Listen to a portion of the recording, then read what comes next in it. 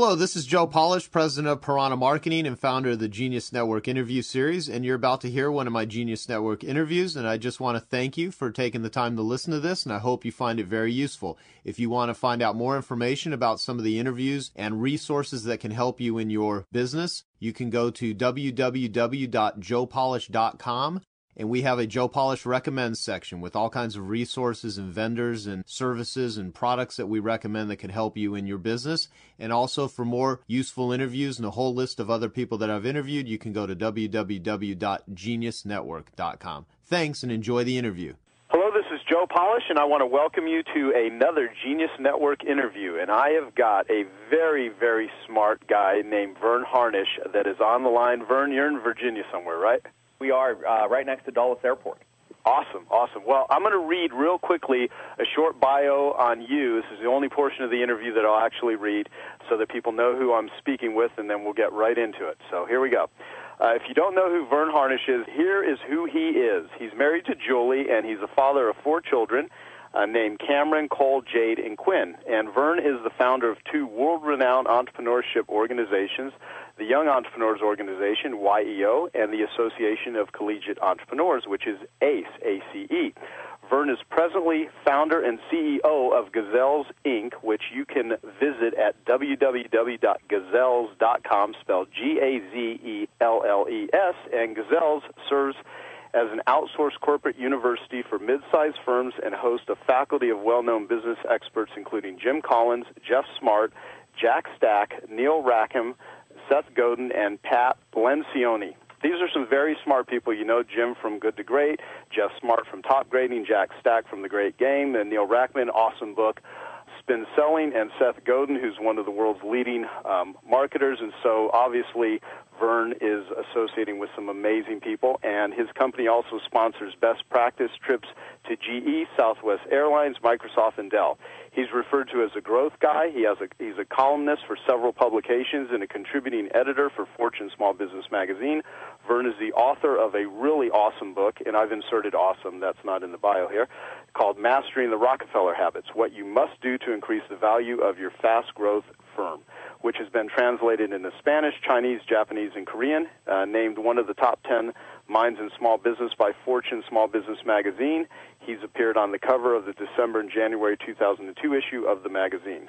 Verne also chaired the renowned Birthing of Giants Entrepreneurship Leadership Program at MIT for 15 years, and the MIT YEO Advanced Business Program. He has also chaired for many years the leadership program for Canada's prestigious Top 40 Under 40 program, and is going into his 7th year leading an executive program in Malaysia entitled Taipan, the Making of Asian Giants. He's also launching similar programs in Australia, India, and Ireland next year. And so Verne has a BS in mechanical engineering and an MBA. Hobbies include piano, tennis, and magic, as a member of the International Brotherhood of Magicians.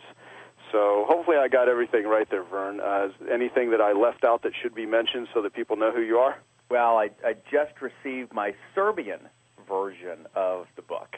You're kidding. We are now big in Serbia. Wow, that's awesome. Well, you're all over the place. Also, I must say that you also have launched programs in Australia, India, and Ireland this year. I said next year or last year, but it's this year. And you also, which a lot of people may or may not know what YEO is, or YEO, Young Entrepreneurs Organization.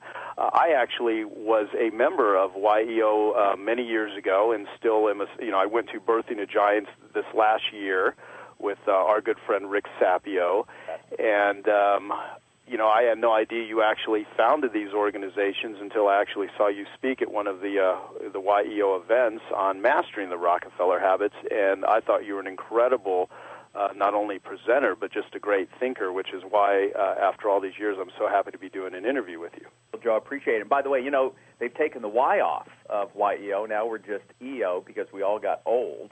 Mm-hmm. So now we're just the Entrepreneurs Organization. But a lot of changes. How much did you have to do with that decision, if any? None whatsoever. Okay. I turned over the reins formally back in '91. I launched the MIT program, which is, as you mentioned, I chaired for 15 years. But I really was heavily involved, obviously, in its beginning from 87 through 91, and still do things with it today.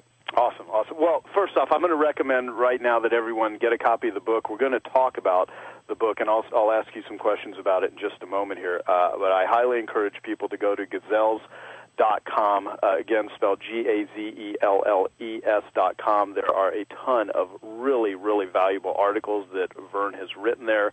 I've been spending the last week reading them all and filled with enormous insights, and so I would encourage people to check out the site. There's great stuff there, and I just want to ask you some questions about entrepreneurism and doing what it is you do. And there's one thing that I remember from your speech when I first saw you speak for the first time, where I've never forgotten this, and I've actually quoted it several times. And I wanted to ask you about it. You made this comment that a lot of entrepreneurs say that they work well under pressure or work well under deadlines, and you said it's not that they work well under pressure or under deadlines, they simply just work. We've always kidded that entrepreneurs work half days. Just pick the 12 hours right.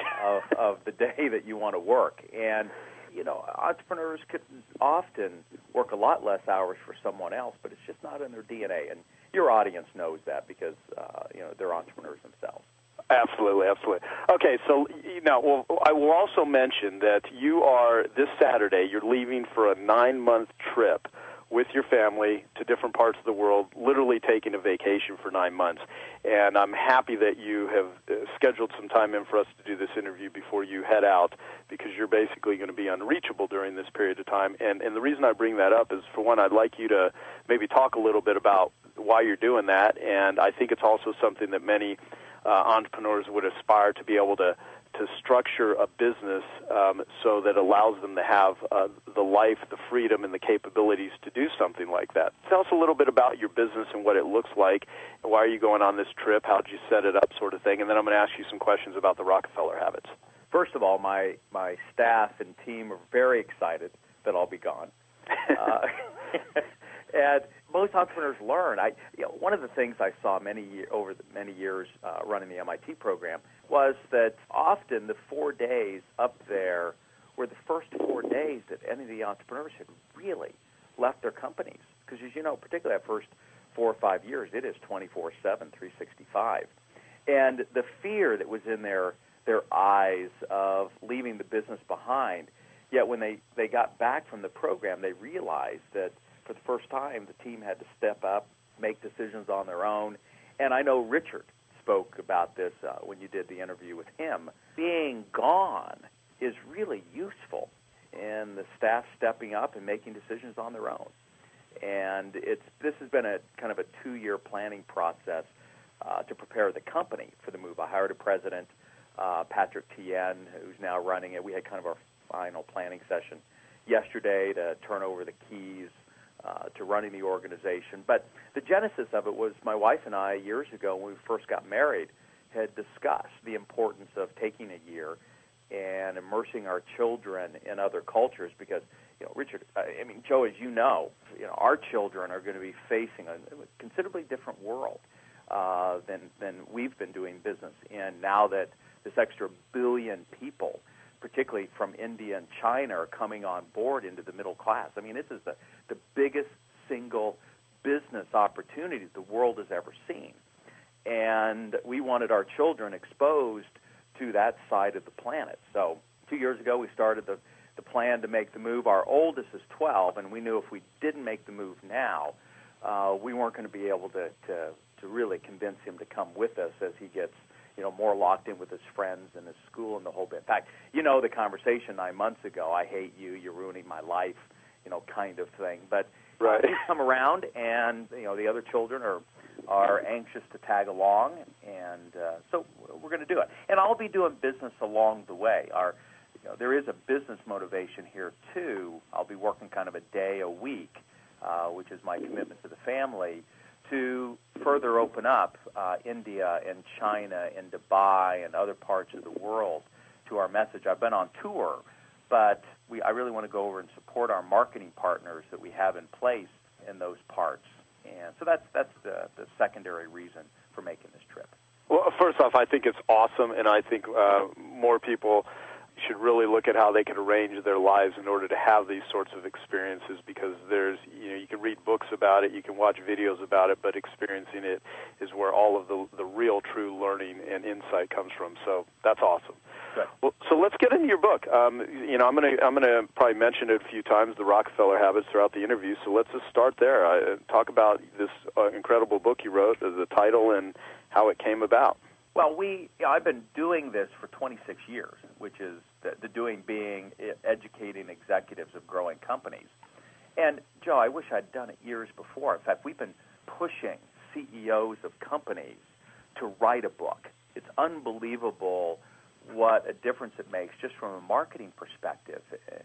Just the minute you have a book, everybody thinks you're just smarter the next day, which is crazy. But in terms of a business card to hand out, to get attention in your industry, to use as a recruiting tool for employees and potential employees, as a guide in order to share the culture, is probably one of the least expensive marketing things that you could do as a CEO. And that's one of the articles actually is up on gazelles.com, is kind of a case to be made and an example of kind of an inexpensive way to do the book, a medium cost, kind of the $10,000 solution, the $30,000 solution, and the $50,000 to $70,000 solution. But I just recognized that it was time to kind of codify the things that I've been doing over all of these years in helping these growth companies. So wrote it in 2002, and the inspiration for the name is visiting one of our first marketing partners in Detroit, John Anderson. John actually launched the YEO chapter in Michigan. And his wife had been reading Titan, which was the definitive biography on John D. Rockefeller. And Cindy goes, Verne, you got to read this book. And so she handed it to me. I read it over the next few weeks. And I had some of the, I think, same robber baron misconceptions of John D. Rockefeller that a lot of folks have had just through kind of the media and history. And instead what I found was an unbelievably, first, young entrepreneur. Here's a guy that started at age 20 with his brother and some friends. And so we fit the profile of the Young Entrepreneurs Organization. And you had a gentleman here who was unbelievably disciplined and had launched very much at the same time that we had been experiencing right now. There was this new technology called oil that had been discovered up in Titusville, Pennsylvania. Overnight, just like kind of the dot-com era, 1,000 refineries popped up and then died just as quickly as a lot of the dot-coms did here at the beginning of our century.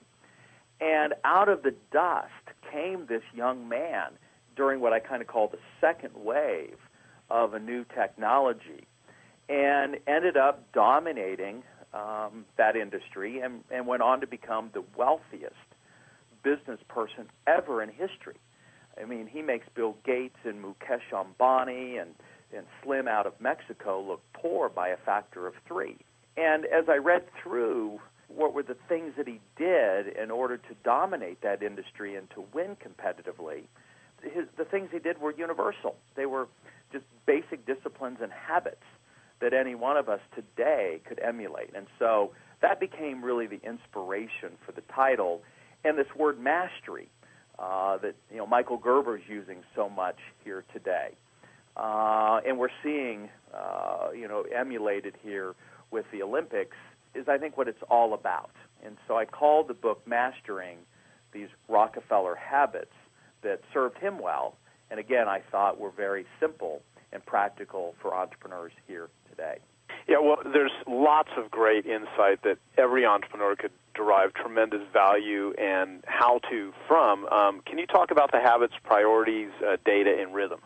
Yeah, and those 3 are key if you're then going to be able to make great decisions. And really, obviously, our success is just equal to one thing, the sum total of all the decisions we make personally in our lives and we influence to be made in our business by our employees, our customers, our suppliers. So I'll take kind of each one of them. First is that basic of setting priorities. And as the famous story goes, John D. Rockefeller's coach was the famous Ivy Lee. Ivy was kind of, back then, the Bill Campbell we see today. Bill being the big coach to Steve Jobs and Eric Schmidt and all those of Apple and Google and this stuff. But the guy back then, was Ivy Lee. And the one thing Ivy taught the great industrialists, including John Dee, is a very simple thing. Before you go to bed at night, take a piece of paper out and just get very clear. What are the handful of things you've got to do the next day? And be clear what number one is, because the reality is the best we can do is get one thing really accomplished each day that's going to drive us towards our long-term goals. And so John Dee was very disciplined in setting these priorities and making sure that those priorities cascaded down throughout his organization. The second was the importance of data. And he was so proud of the leading-edge telegraph system that he had. Just imagine, Joe, what it was like to get data in from the Russian oil fields back 100 years ago. I mean, we're lucky we've got the Internet. Right. And he was a guy that also understood the importance of thinking and getting away from the office, and so he even had a special telegraph line installed between his home and Standard Oil's headquarters so that he could stay in touch, yet be away so that he could think. And then third, this importance of having a meeting rhythm so that you could deal with the number one challenge everyone has in business the minute you get your first employee, which is communication. And the thing that particularly enamored me with John Dee was, when he first launched the company in Cleveland, because of the way that society was structured, he and his co-founders would walk to work each day, and they would walk home each day. And what he came to realize, and I think that others might have experienced it, but he recognized it, that almost all the important decisions got kind of figured out and decided on these walks, not in the intervening 10, 12, 18-hour work days that we were kind of kidding about earlier. And to his credit, when he moved the company from Cleveland to New York City, even though that inner circle changed, and that's another tough thing that entrepreneurs have to deal with as they grow the companies, but even though his inner circle changed, he made sure that they lived near enough to each other, close enough to Standard Oil's headquarters that they could continue to walk to work together and walk home together. And then he actually formalized a daily luncheon with his top directors. I mean, there you're talking about the brain trust of his company having lunch together every single day. And you got to know, they were as busy as anyone is today, yet they made the time. What I find interesting, speeding forward here 100-plus years, this is only research that I've uncovered recently, way after I first wrote the book back in 2002, is the importance of us having talk time, Joe. This email culture we have has literally driven us to silence. I don't know how many of your listeners have literally seen in their companies people trying to solve pretty significant issues through email. You get these kind of 24-stringed emails together. Oh, I think it's ludicrous in so many ways. But if we just get on the phone and talk for a few minutes, we could get it done in 15 minutes instead of 15 days. But we now understand the mechanism. That's what's exciting, and the research comes out of the grieving. Research around grieving, and what they found specifically is this: whatever you're kind of concerned or worried or anxious or facing an opportunity, those kind of things that turn your stomach as an entrepreneur, it physically sits in your amygdala, this kind of reptilian brain that we have. And it's a thing that again, gives you the cold sweats. And you can sit in your office and try to think your way through the issue by yourself, and it physically stays in the amygdala. What's amazing is the moment you verbalize it, you speak it, it shifts from the amygdala right to your prefrontal lobe, which is that part of your brain that literally says, let's stop worrying and let's get going and get the problem solved. So I'm convinced 100-plus years ago that John Dee may not have understood the physical mechanism, but he sure recognized the importance of having his top team there in conversation every single day, and that's been the importance of driving that business. First off, that's fascinating to even hear things like that. I love hearing stuff like that because I am a big believer. Because I've done a lot of work with a guy named Dr. Edward Hollowell. He's the leading psychiatrist in the world for ADD, ADHD, and he recently wrote a book called Crazy Busy, Overworked, Overstressed, and About to Snap: Strategies for Coping in a World Gone Ad as an ADD. And he calls like what a lot of people perceive or think is ADD, he calls attention deficit trait. He wrote a whole article about it for Harvard Business Review, and he's trained from Harvard. He taught at Harvard. I mean, he's a very bright guy, and he talks about how, today we're the most connected we've ever been electronically, but the most disconnected we've ever been, human moments. And there's been studies and research proven that staring at a computer literally changes the neural pathways in your brain by staring at a computer. And we're in this age right now where, I reinforce this to my team all the time. Pick up the phone and call people. Just talk to them. Whenever there's an issue, whenever there's a bottleneck, you will always accomplish more through a simple phone call than ever trying to send emails back and forth, and just being able to connect with people. And what you're saying about the walks has given me a lot of ideas. I recently went down to YouTube, which is owned by Google, and saw the way that they do lunches there so that everyone could just get together and they can talk and they can eat lunch together. And I have no idea if it had anything to do with this sort of thinking, but I think there's a lot to be said there, and that is a huge lesson for all of our listeners to really think about just on what level is your brain trust, as you call it, Verne, able to get together and talk and to have those sorts of discussions. Well, and if there's only one thing your listeners get off of this call, it is to find this brain trust and have breakfast with them once a week. Let me tell you kind of a couple of stories. One, we just did a recent piece in Fortune on Bill Campbell, the great coach in Silicon Valley.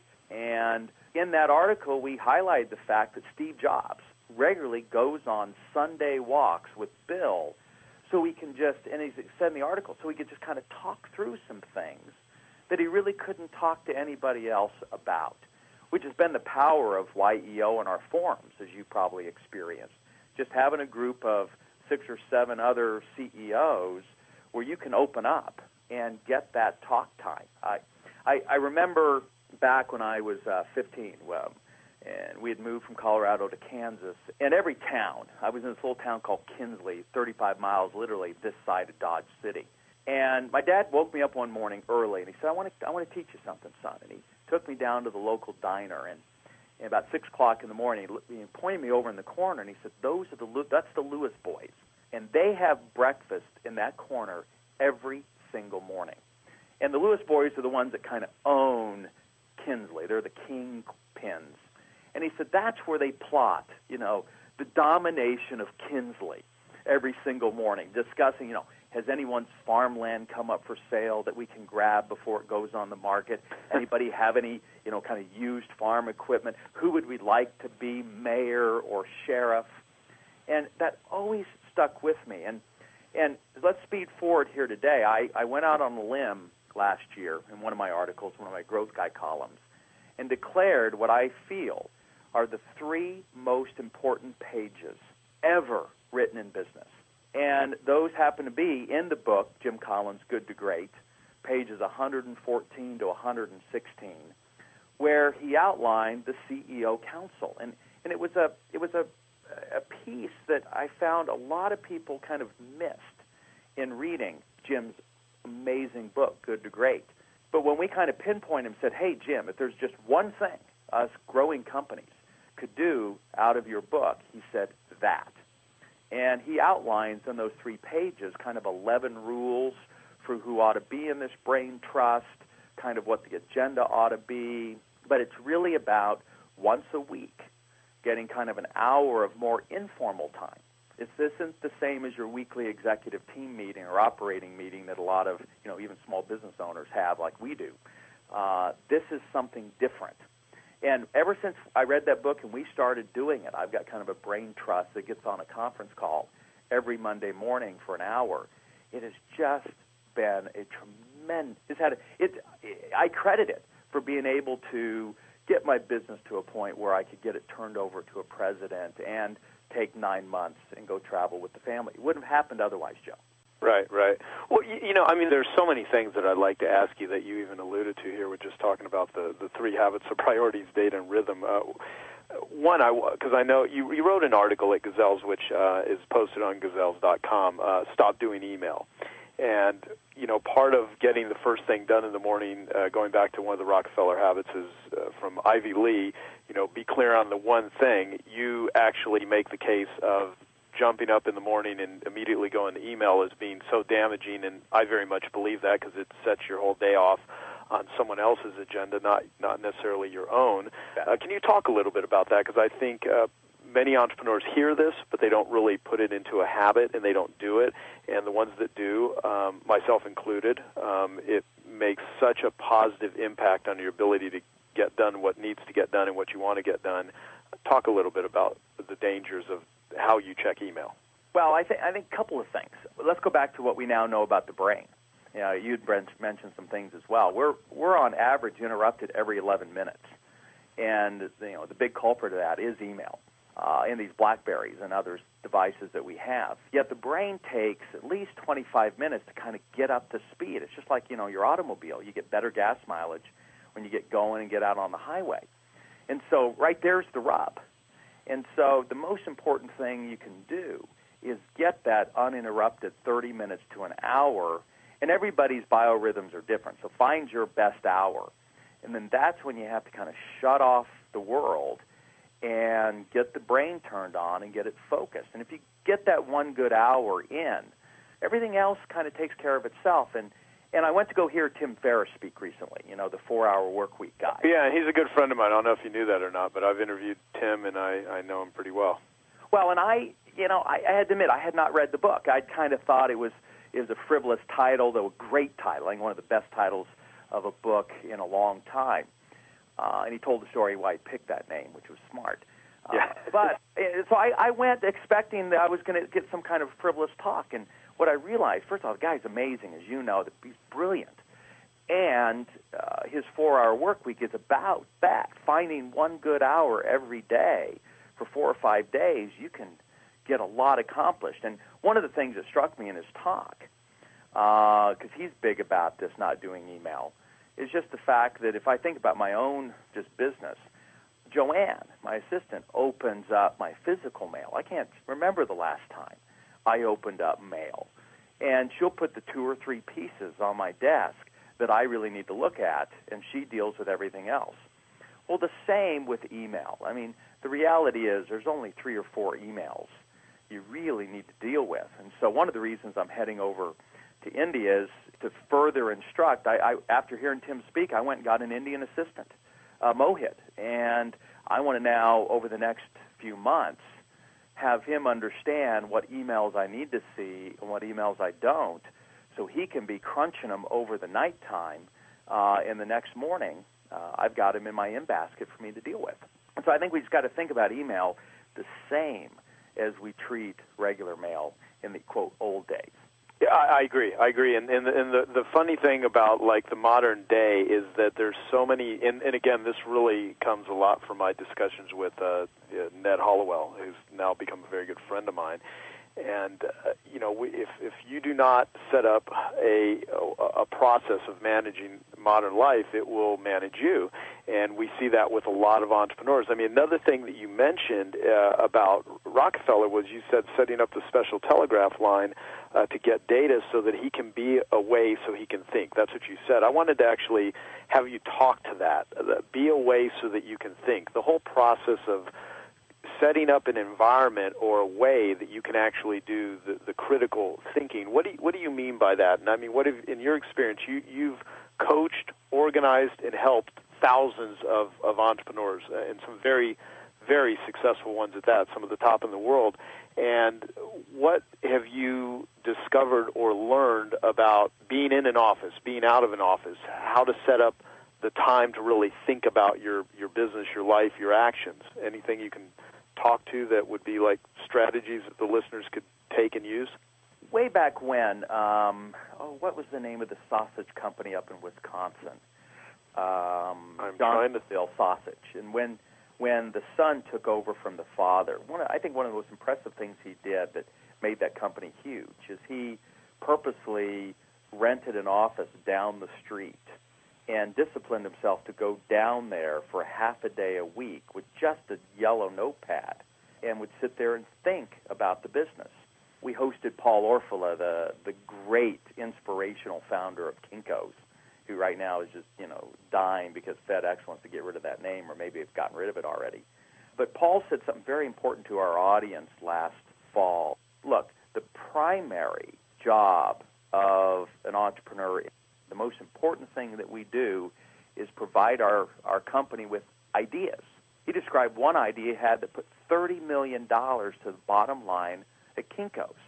And so he said to us strongly, close your door, get out of the office, and find that think time.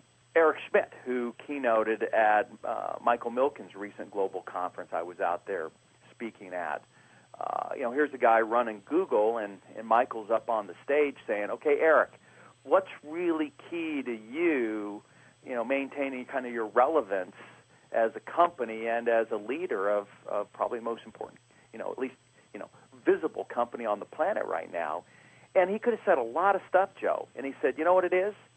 It's having the discipline every weekend to shut off email and read a book so that I've got more ideas and I've got some time to think. That's great. The new head of Citibank, we did a piece on him in Fortune, and he emphasized the fact that one of the key things that he's focused on is making sure he has time to think. So if ideas are the main thing that we provide our companies, we need both the learning and then the think time in order to make that happen. And then obviously the best example, of which we actually modeled our two summits around, is Bill Gates' Think Weeks. I mean, and Bill here, having just made the transition into his foundation, has been speaking deeply about what habits he wanted to kind of carry over. And one of them he's brought with him is this Think Week, where he takes kind of 7 days, 100 to 120 books, manuscripts, PhD thesis, white papers. I call it that tower of guilt that we all have in our office, the piled up magazines and books we haven't got to. And he hides out up in the Northwest and 18 hours a day for 7 days straight plows through those, plus has time to then to kind of think about what he's learned. And he's been clear. It's the significant ideas that have kept Microsoft, a technology company, relevant. I mean, Microsoft's one of those rare firms that is still actually doing well 30-some years later. The heart of it's been those Think Weeks. Example after example after example have really driven home, at least this message to me, and then we've shared that, obviously, with our audiences.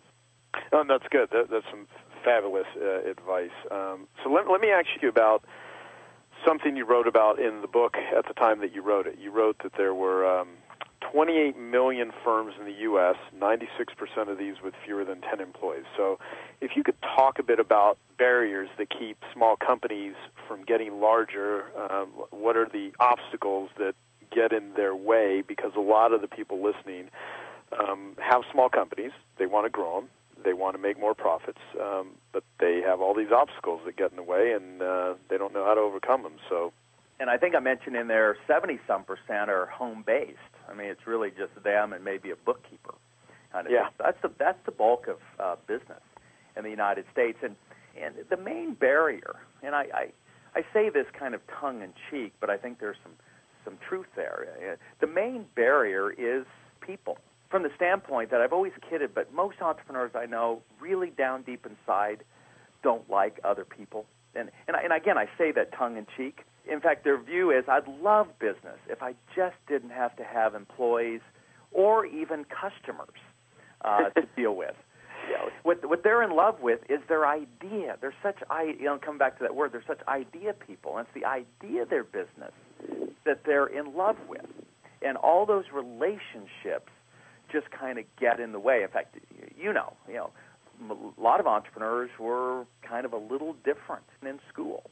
Oh, I think you're absolutely right. I mean, I remember reading this book, Profiles of Leaders in Success, which profiled, people that had made amazing impact in the world, but also had just like crazy traits. People. I mean, this guy profiled everything from Walt Disney to Frank Lloyd Wright to Hitler to Maria Montessori and all kinds of amazing entrepreneurs on some levels, and then leaders, some majorly destructive, others well accomplished. But one thing that was mentioned in that book that always that you made me think of was that they sought out a lot of advice, but rarely took anything but their own counsel. Most entrepreneurs are loners, Joe, as you know. Yeah. It's one of the reasons why I launched YEO was to kind of deal with that issue, and for folks to be able to find some people like themselves that they could hang out with. But so that's the overall issue. But in the book, I outline 3 specific barriers, and the first one, related to what I just mentioned, is leadership. Again, most home-based businesses, it's the person and maybe a couple of helpers, and they can never kind of get over the hump of trusting that anybody else could do what they do as well or better. And that's the issue. Now, those that finally do hire their first few employees are usually able to kind of get over the hump and get up to about 10 employees. And one person can lead pretty comfortably 5, 6, 7 other people. It's a decent span of control. But then what happens is, as you go from about 10 employees up to 50, you pass through one of the things they call Verne's Valleys up at the MIT program, about 25 employees, where you're big enough but not big enough. And as such, you have to start bringing in some other people to start leading some of the folks that you have hired. And 7 times 7 being roughly 50 is one of those kind of natural points where companies settle in terms of number of employees. Now, if you take 7 times 50, 350 employees, that's another one of those plateaus. And somewhere between 50 and 350 employees, you then have to add yet another layer of management. And it's this inability for the entrepreneur to get their DNA passed down first to their initial leadership team, then to these middle managers that you have to bring in as the company grows, and then to this next level of management is what gets the organization stuck. And so we talk about certain just activities and habits and processes that can help you get that DNA passed down so that the rest of your team is making as good, if not better, decisions, and there's that word again, decisions, than you are. So first barrier is your own leadership and your ability to get others to do what you need them to do and be happy about it, and then figuring out how to grow other leaders within the organization. So that's barrier number 1. Barrier number 2 is really a systems and process issue.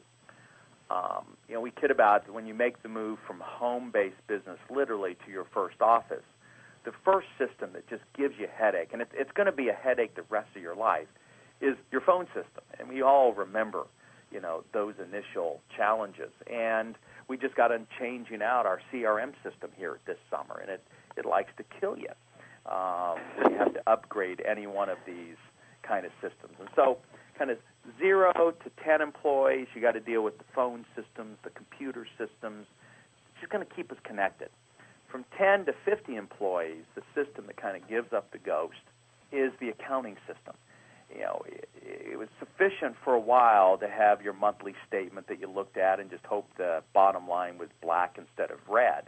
But between 10 and 50 employees, now you start needing more granular information. I need to know if I'm making money by customer, by location, by SKU, by salesperson. And without that kind of detailed information that can only be had if you upgrade your accounting system, you start making some bad decisions. Once you then get above 50 employees, again, you're going to have challenges with the accounting system the rest of your life, like your phone system. These things are just additive. Above 50 employees, you then run into a systems integration problem. You've been running the business basically on 3 pieces of software. You've got some accounting package that you've started out with, initially Quicken, then QuickBooks. You've had your CRM system, kind of an Act or Goldmine or something, as a lot of us grew up on. And they always had this third operating system that usually was named after the person who created it in the industry. Be like the system, you'd have like Act, QuickBooks, and then Dave. And you could kind of piece everything together through email, like, somebody changed their address. But at some point, just an address change, because you got the customers listed in all 3 different databases, is enough to bring the place to a screeching halt. And it's literally entrepreneurs being able to get their systems in order so that they can then handle the complexity that's growing as the company grows. And so you've got just kind of a systems and structures problem. And then the third barrier. So first is leadership. Second is kind of your systems, processes, structures. The third then is just some pure market dynamics. And there's a couple of them. One is an internal versus an external challenge. Most of the time, the world, if you can kind of get your leadership and system problems fixed, will let you get to about $10 million in revenue. But something happens when you add that extra zero. All of a sudden now, you have either, if you've launched a new kind of business, you've just proved to the world it's viable, and now you've got a lot of competition that's entered. Or, in order to piece together $10 million in revenue, you're making some big companies mad, and now they start to pound on you. And then you get calls every day about folks wanting to buy you. And what happens is up to $10 million, you're out, man, just rounding up business, when all of a sudden at that size you start getting sucked in to all the operational issues, primarily because you didn't get the leadership in place, you didn't get the systems and processes in place you needed to. And now, right when you need to be out doing battle in the market, you've now been sucked in to all the internal issues, and it's enough just to crush you. And guys wake up and say, man, I want to go back when I was just working out of my house, making a lot more money than I am today, without all these employees and customers to have to deal with. And so those are the three basic barriers: leadership, systems and structures, and being able to deal with some of these market dynamics. Great. Let me ask you about, do you think the best approach to overcoming these obstacles is, if you were to put any attention on personal development, hiring people, systems, and again, I know that this may be a difficult question to answer because it's different for different businesses, different people, right, different situations. If you were to maybe offer some advice on where to actually start looking if you're in the middle of these barriers, that you're an entrepreneur listening to us both talk right now and having to overcome this, where would you say put your attention? Well, I'm very self-serving, Joe. It's why I wrote the book, because I saw this happening so many times over the kind of previous 2 decades I've been doing this. And so I'd encourage them really to take a look at the book. I deal with each of these issues and then how to overcome them. And it's why we launched in this 2-day workshop that's still going strong a decade later. We've moved 20,000 executives through it. And it's 2 intense days of helping entrepreneurs figure this stuff out, what they've got to do. I'd also point people to, and I'm excited he's got a new book coming out, and that's Jeff Smart's new book called Who. And it's an update to the famous top grading methodology that his father Brad made popular 3 decades ago. And it's a method of interviewing and making sure you pick the right person that GE and other great companies still use today, yet we've now adapted their process so that us mere mortal small businesses can utilize it. At the heart of it is we're really bad at interviewing, Joe. And heck, I know. I've interviewed Brad Smart, and so most of my listeners have already heard my interview. I've been to one of his sessions, and I couldn't believe how inept I actually was with so many things after having learned and gone through top grading. Well, and we have to recognize the fundamental issue. The fundamental issue is that we're optimists. We would quit way early in the process of launching our businesses if we weren't. Exactly. Unbelievably, crazily stupid optimists. And that's our downfall, because all we want to do is see the good and not uncover what are going to be the issues down the road. And so a discipline around how to pick the right people to be on your team will just either save you so much time or be just at the heart of the headaches and sleepless nights that entrepreneurs face, which wants you to go back and fire everybody and just go back into the house. Well, you have a quote in the book where you say that 1 great person can replace 3 good people. Let's talk about that. Can you create a great person, or is it a matter of seeking them out? And I think I know the answer to this, but I would want wanted to ask you. Well, it is seeking them out, and it's realizing it's not about an individual being great or not. It's about that individual's fit with your culture and your approach. The same person who would be just good for you might be great for somebody else. And that's why it's real critical that in doing your top grading interview, your evaluation, that you really look for the fit around culture. It's much easier to train the skills than it is the attitude. And you hear it all the time, but you get enamored by somebody's resume, they accomplished all this in some other company, and you think automatically they're going to be able to do it in your firm. But they don't fit. And entrepreneurs, I think, understand kind of intuitively what fit means. But you got to make sure you interview for it and look for it. It's not that a individual employee is either good or great. It's that you got to find the ones that fit you, and that's going to help them be even greater because there is that alignment.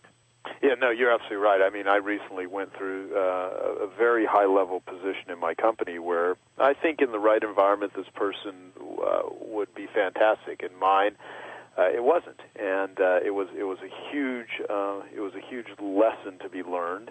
And Jim Collins very much speaks to this in Good to Great. Is if you find yourself having to manage people, you've probably made a mishire, and I believe you share the same sort of philosophy. In a subject that I think most listeners just would want to run and crawl under a rock when they're faced with is firing someone, or you're thinking, do I have the right person, or you're always second-guessing yourself. I mean, what are your thoughts on, as you say, letting people go be who they are somewhere else? If you're in a situation where you just know deep down inside you don't have the right people or something's missing, how do you recommend actions to take for people in that situation? Let me get to that question, but let me go back and finish answering your other question, which is specifically 3 great equals 1 good, or 3 good equals 1 great. That specifically came from the co-founders of the Container Store, and I hosted them for several years up at the MIT program. And they were the ones that really, and in Container Stores, this retailer, sells, garage organizers, closet organizers, often called the Home Depot for women. These guys, just beat it out in the trenches. By the way, sold a piece of it to a private equity firm finally this last year and took some, chips off the table. So congratulations to them. But they constantly kept being named like the best place to work in the United States. I mean, they beat Microsoft and all the biggies. And so I finally said, let's look under the covers there. And they were the ones who said, our philosophy is that we can find 1 great employee to replace 3 good, and then they pay them now literally twice as much. Now you can do that more with kind of a retail pay, $20 an hour versus 10. But if you're getting 3 times the output, your labor costs are actually considerably less.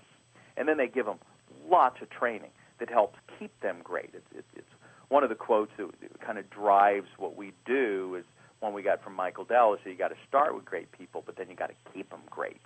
And so Container Store provides their people 160 hours of training a year. And I think Kip and Garrett summarized it, I think, much more plainly. They said, look, when they launched the business, do we want to have a whole bunch of low-paid, stupid folks that we have to manage, or we'd rather have, first, a whole lot less, yay, better paid, but lower total, payroll of smart people? And I think any one of us would rather have the latter. And absolutely. They went about day one, store one, there in Dallas, putting in place that philosophy and sticking to it. And I think it paid them dividends over the 30 years. No, that's great. That's great. And then you get your question, which is, so I didn't top grade. I threw a dart at the list. I'd probably been better off throwing a dart at the list than the person I would have picked. And now I got to do something about it.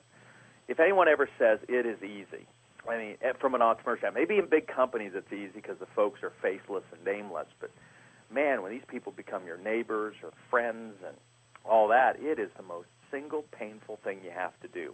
And all you can do is just realize, and we kid with the phrase, I'm going to free up your future, is that normally they're as miserable as you are. And it's not doing anybody any good when it's not working. And they often sense it before you do, and definitely the rest of your employees do. And so there's that age-old rule that I wish we could follow. Most of us don't, which is hire slow, fire fast, but you just try to do your best. You kind of said something, too. They sense it before even you do. I mean, I've really thought about this a lot, especially with conversations with my buddy Richard Rossi and your friend, too, that if you even start questioning it, you're probably already in the area where you know something's wrong. And I speak from my own experience. I mean, there are times where I have belabored doing the inevitable, which is getting rid of someone or giving them the opportunity to move on, and I just didn't do it when I first thought about it, when I knew it should have been done. And there are situations where people are really superb up to a certain point. You know, one of the lines from Dan Sullivan is the skills that get you out of Egypt are not the same skills you need to get you to the promised land. And certain people are good to a certain point, but they're only going to take you to a certain point. And if your bigger future is beyond their capabilities, something's got to change, and sometimes that means, having them not be in your organization anymore. So, I mean, how do you recommend people going about that obstacle, I guess? Well, first, I do think we fall back on that bromide a little too much, in that, hey, our company, our market, our opportunity has outgrown our people. When I think a big part of the blame is on us. And it's what caused me to launch Gazelles, Joe. Here I'd launched YEO. I knew a lot of the guys in YPO and Vistage and all these other CEO groups.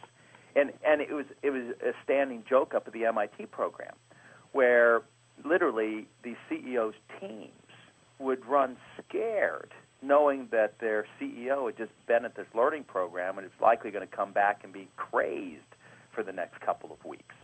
And here we are, educating ourselves, spending tens of thousands of dollars on ourselves, and doing nothing for the rest of our executive team. And we wonder then why they're not keeping up with us.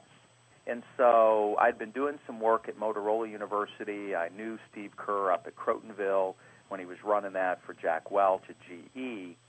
And I realized that we had to get out of this mindset of a genius with 1,000 helpers, as Jim Collins calls it, and begin to provide some high-level executive education for our COO and CFO and VP sales and marketing. We had to get them some education as well. And that's why we launched these summits.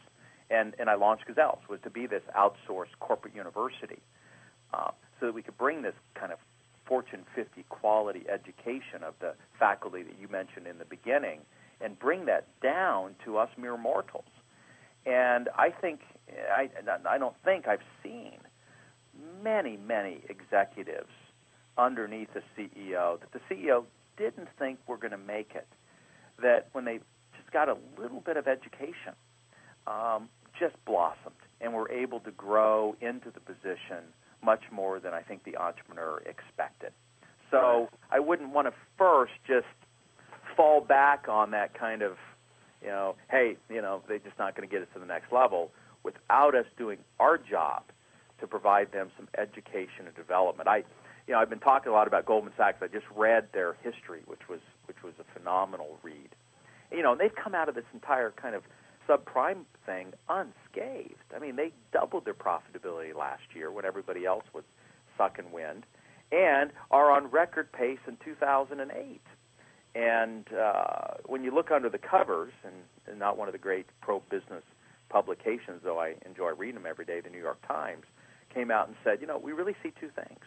The Goldman Sachs executives, one, get lots of personal coaching and go through lots of education. And I have some firsthand insight there. When Steve Kerr left Crotonville, when Jack Welch stepped aside at GE, he was going to retire, and who recruited him? Goldman Sachs in the year 2000. Wow. And Steve spent the next 6 years building one of the most leading-edge executive development centers in the world for the Goldman Sachs executives. And here you're talking about some of the smartest, highest-paid executives on the planet, and they're continuing their education. So I think that's what we owe our people. Well, just like everyone listening is actually educating themselves by the mere fact that they're listening to us talk and me interview you, I very much believe in the same thing for everyone. I mean, even in my marketing, what I do, one of the main methods of selling and teaching clients how to sell is education-based marketing, because it's easier to make decisions when someone has information, and then they can make an informed, intelligent decision. I think it's no different when you're trying to learn and educate yourself. And I'm a huge believer in personal development for my own team. I spend a very good portion of revenue on training my people to be the best. So, I mean, if there's one thing I think I do right, it's definitely that area.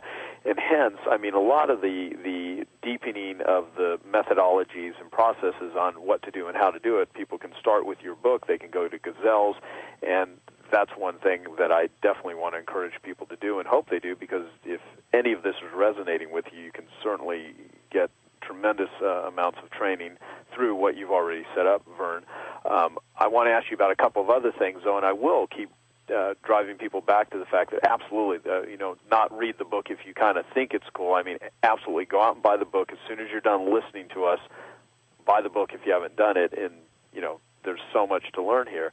I want to ask you about meetings, because I'm curious to what you'll say. You mentioned all throughout your methodology the importance of meetings. You even talk about having daily meetings, and just the idea causes anxiety in my mind because I don't like meetings. So how do you structure the meetings so they aren't so painful to get through, or correct my perception of what a meeting or an effective meeting actually is? Because I think a lot of people might share that sort of thinking. Yeah, you bet. I think it's because we're in a lot of really bad meetings. And, you go to enough bad meetings and you don't want to ever do that again. But if you think about it, just take a moment philosophically, the most important thing people can do, I mean, we're basically a social being. Maybe the entrepreneur not as much, as from what I said, and that's why they often have the biggest aversion to it. But almost everybody else in the company, they're social beings. And the most important things that actually happen in meetings. Think about it, the meeting with the customer, meetings with suppliers, meeting with your team to come up with the new product design, and that most important meeting, that meeting with yourself that is uninterrupted, that's on agenda, on task, where out of it comes a real detailed list of what we're going to do next. And so meetings are critical. And in fact, all of civilization has been about getting rid of the mundane work and turning that over to machines. All of these new dark factories that we have today, where the humans that are left are basically sitting around coming up with process improvement ideas to make it even better. So meetings we were intended to be in as people. They're just a lot more fun at the bar than they are in our own companies. Right. And that's why we hate them. Now, I also, though, when the meetings are done right, you actually need a whole lot less. And that's a big part of what we teach. We actually say if you do it correct, you only need about 10% of a standard 40, 50, 60-hour work week in order to manage the business. You may be in, again, other meetings with customers and the kind of things you ought to do that are market-facing activities. But to run the business, we have a little video clip on our Rockefeller Habits DVD where Alan Rudy from ExpressMed, he took the company from $8 million to 60. When we first met him, he was literally spending 80 hours a week just trying to keep the wheels from falling off the place. And once he got our habits in place, including this 15-minute daily, he said he was able to reduce from about 80 hours to a more manageable 8 to 10 hours in what it took for him to run his company. So he had the other 20, 30, 40 hours to go out and find the major relationships and partnerships and customers and ultimately the company to buy his firm. So if you do it right, you can reduce dramatically the number of meetings that you need. And the thing we're most controversial about is this daily huddle thing that you mentioned, and especially small teams, teams of 3, 4, 5 people are thinking, hey, we see each other all day. Why do we need to have this structured 15-minute? But anybody who's married knows that, look, you can be sleeping with the person, but that doesn't mean anything approaching communication is happening. And that's the difference here. Let me share just a quick story that drove this home. One of the other guys that keynoted at the Milken conference and is hugely in the news right now is T. Boone Pickens.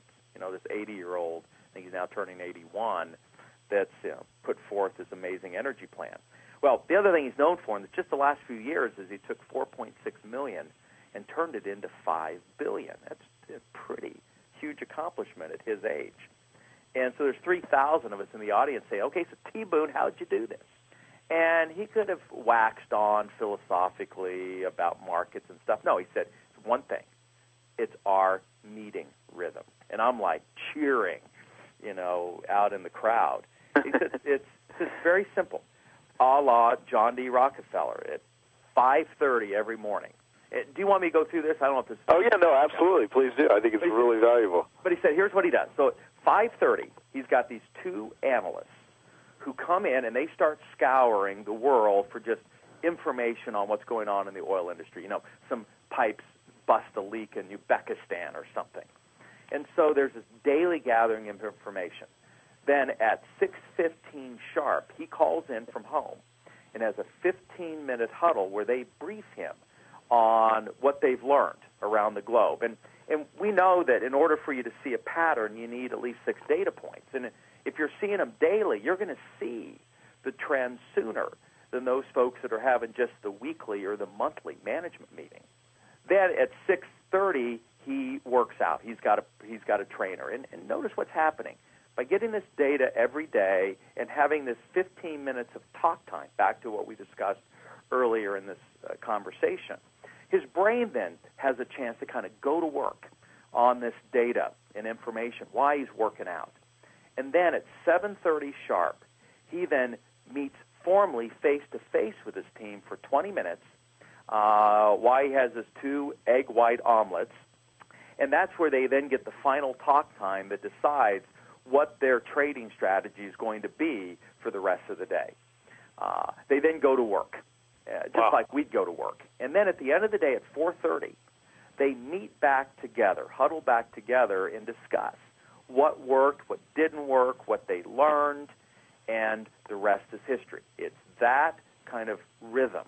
And it's the same I saw at Goldman Sachs, where Morgan Stanley and the Merrill Lynches had the monthly management meeting and therefore got caught off guard.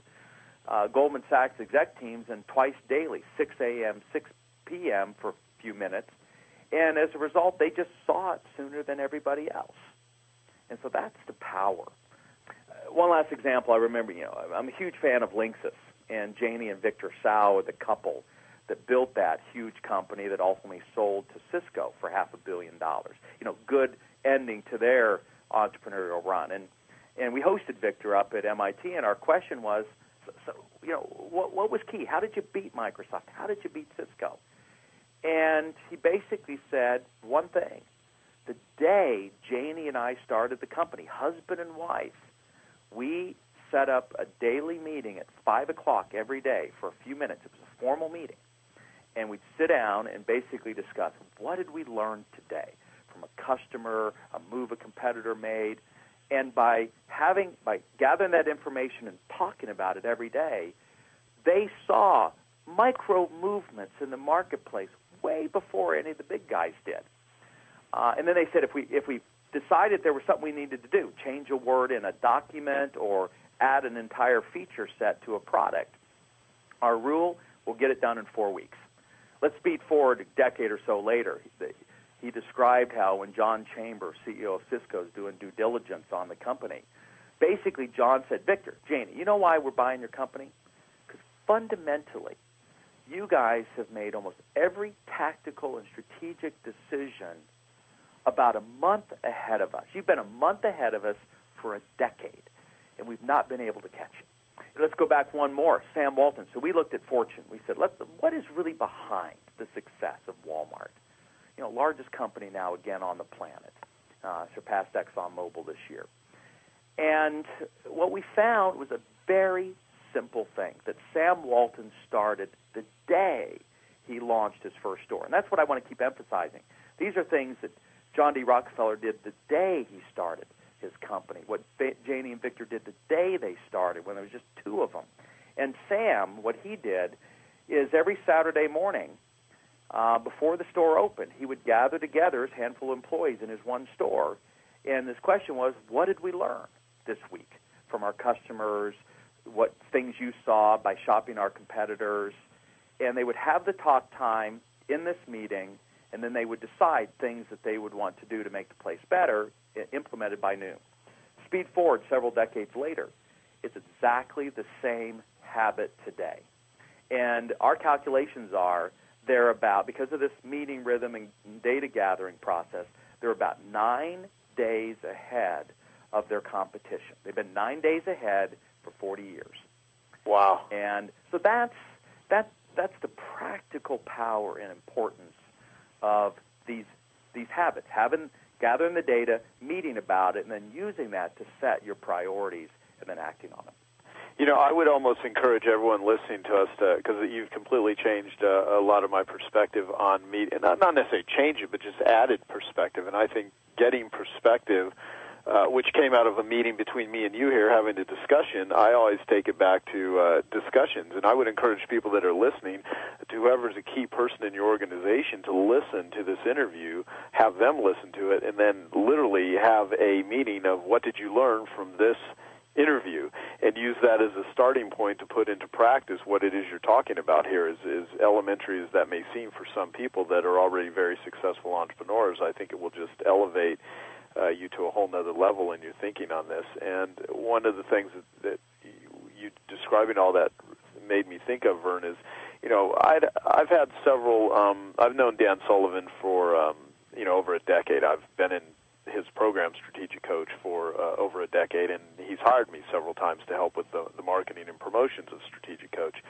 And one of the conversations I had with him a couple years back that really got me thinking was about, I said, Dan, what do you sell at Strategic Coach? What are you selling? And he said, we're in a lot of ways, we offer discussions. We facilitate higher levels of thinking with very successful entrepreneurs, but it doesn't sound really sexy to say, you're going to have a discussion. And I thought about that for a long time, and I still do, and I've come to the conclusion that all the insights that are worthy of, growth and things that I've discovered in life all came out of a discussion, either a discussion that I've had with another person or a discussion I've had with myself. And if I can improve the quality of my discussions or the quality of my own internal discussions, I just tend to get much better results. And the way that you just described meetings, it just made me think of, well, maybe it's just this whole looking at meetings as, I got to go do a meeting versus, hey, I'm going to go have a discussion about what did we learn today, or, how are we going to do this, how are we going to do that? And it's all about communicating together with other bright people of brain trust and pulling out the insights, the strategies, the methods, and the things that will take you to reach a bigger future. So I thank you for that answer, because it really helps me think through the whole purpose of effective versus ineffective, which leads me, is there anything else you want to say on that before I ask you another question? Well, I would just encourage folks to, again, in the book we have specific agendas for the daily, we have specific agendas for the weekly, we outline the power of the monthly, and then obviously we're well known for this one-page strategic plan tool that then helps you kind of get everything on a page. And so we outline kind of how you handle that quarterly meeting. So it's this kind of day, week, month, quarter, year rhythm that facilitates, I'm going to use your term, discussions, conversations, knowledge sharing, think time, and talk time, that we now understand metaphysically why it's important for this most competitive weapon we've got, which is our brains. So I encourage people to take a look at those details. And by the way, it's why, Joe, we launched our Growth Summit. We sit people at a round table. We want the teams to stop the craziness for 6 months and come for 2 days and learn together, have conversations for 48 hours, and really take your thinking to the next level. And then you got 6 months to go back and execute, and then we're going to come stimulate you again for a couple of days. And I think it's why I was looking at, we answered the question as our team this last week. Our sign-ups for that summit are twice what they were last year. And we're talking about what's supposed to be a tough economy. And I'm pretty convinced people have figured out that, anyone can do well when things are going well. But it's the smart folks that have the ideas that win when things get tough. And I think they found that at that 2 days. And I think it's why our sign-ups are running twice what they've ever been. Well, for the listeners, because I was going to ask you about this anyway, but you're talking about it, and I think it's one of the main things that Genius Network. Let me kind of give my reaction to this in sort of a roundabout way. The reason I call Genius Network when I do my interviews, and I now have a very high-level coaching group called Genius Network Mastermind, where I have discussions with people that are in the information publishing business. That's kind of one of the niches that I help people with, book authors and speakers and things along those lines. Genius is sort of the marketing term, but it's really, wisdom networks. It's connecting people with what I consider great thinking, great insights, enormous wisdom. And me interviewing you is simply, Verne Harnish has what I consider what a lot of people would call genius. I look at it as wisdom. You have an enormous amount of wisdom as it relates to entrepreneurs, and by talking to you about it and having this discussion, I'm able to capture this, record it, and then share it with other entrepreneurs so that they can learn and grow. And part of this process is planting a seed. I hope this plants a lot of seeds in a lot of our listeners' minds so that they can grow those seeds and grow those ideas and become better entrepreneurs, because I'm very much a believer that capitalism is an amazing, wonderful thing, and entrepreneurs are the ones that make the world go around. And so you have fabulous training that has helped thousands of these entrepreneurs. And for all the listeners, how do they access it? Where do they go? What would you recommend? Because I know a lot of the people listening would probably want to attend some of your summits. I'll just go to gazelles.com, and we've also got gazelles.tv. And back on the daily, down our right-hand column, we've got, for instance, a link to the YouTube piece that shows, the famous 1-800-GOT-JUNK company, Brian Scudamore, the charismatic leader there, running their daily huddles.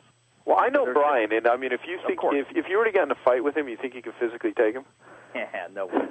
I think he could. I don't think. No, I am a 110-pound weakling myself, but so I got a trainer this year. So my wife, I'm almost 50, and we have a 1-year-old, so I'm trying to get back into shape for this trip. But Brian, since you know him, I mean, right there is a bunch of just complimentary resources that I encourage your listeners just to go take a look at. But you mentioned something important, and that's coaching. We'd be remiss if we didn't touch on that. And one of my favorite phrases is, no one's ever achieved peak performance without a coach. And when you think about the great masters, the Tiger Woods of the world, these are guys that have coaches. I mean, and if you think about it, it's the best to have a coach, not the worst. And I think people kind of think that coaches are for folks that need remedial help. In fact, we all saw, Tiger Woods go through a period where he actually fired his coach, and he then went 19 months, almost to the day, without winning a major. He lost his money title for the first time in 2004, and he himself was wise enough to go back and get another coach, Hank Haney. And the moment that happened, we've seen some of the greatest golf the world's ever seen, up to the point of his latest injury. And so we really think it's critical not only to get the learning, but to get some coaching, because we think coaching without the learning gets stale, but the learning without the coaching, you just don't get the traction. And so I'd encourage people to, we've got a bunch of coaches ourselves that can help out, but just go out and get somebody that can hold your feet to the fire and hold you accountable, and have that talk time. I've had the same coach, Arthur Lipper, who owned Venture Magazine for many years. He's been my coach since '83, and he's been invaluable. Well, why did you name your company Gazelles? It's the term that David Birch at MIT labeled the growth companies in the economies. He's the one totally misunderstood that said it's not small business that generates all the jobs. It's the Gazelles, this sliver of small business that's grown at least 20% a year for 4 years in a row. And it tends to be memorable as well.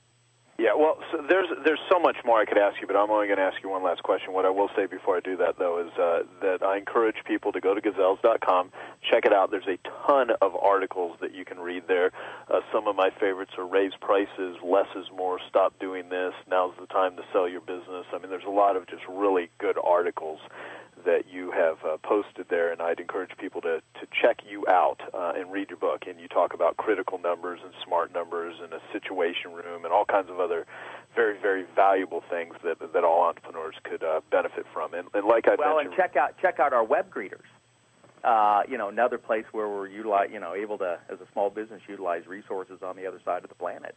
24/7, 365. Somebody will pop up on. If you can't find one of the articles you just referenced, just ask them and they'll point it to you. Awesome. There you go.